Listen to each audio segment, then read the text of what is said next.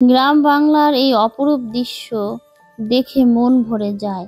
আর এই মাছ ধরার দৃশ্য যতই দেখি ততই যেন নতুন লাগে।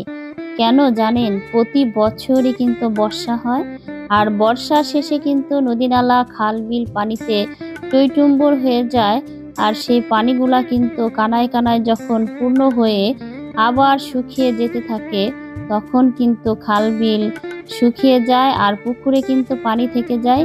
সেই পানিগুলা কিন্তু এই যে গ্রামের মানুষ একটি মোটর সেট করে, তার সঙ্গে কিন্তু পাইপ সেট করে পানিগুলাকে অন্য এক জায়গায় নিয়ে ফেলে তারপরে কিন্তু এই যে পুকুরের সব মাছ ধরে নেয়।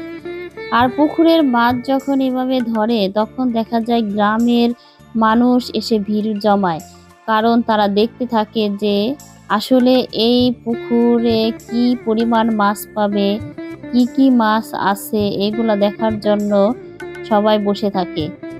আর এই মাছ যারা ধরে তাদের তো মানে অনেক নেশা থাকে, কাঁচা মাছ বলে কথা। কাঁচা মাছ ধরার অন্যরকম একটি মানে মজার ব্যাপার। যারা ধরে তারা শুধু ধরতেই থাকে। আর এই গ্রাম বাংলার যে দৃশ্য মাছ ধরার, এটি কিন্তু সাধারণত কোথাও দেখা যাবে না, গ্রামে আসলেই দেখা যায়।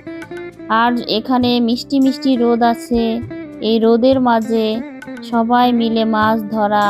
আর বাচ্চাগুলা কিন্তু এই যে দেখেন বসে আছে, কখন মাছ উপরে আনবে আর সেই মাছগুলাকে কিন্তু তারা ধরে ধরে একটি পাত্রের ভিতরে রাখবে। এই যে মাছ ধরে কিন্তু তারা উপরে নিয়ে আসছে। এখানে কিন্তু বিভিন্ন রকমের মাছ আছে, এক রকমের না।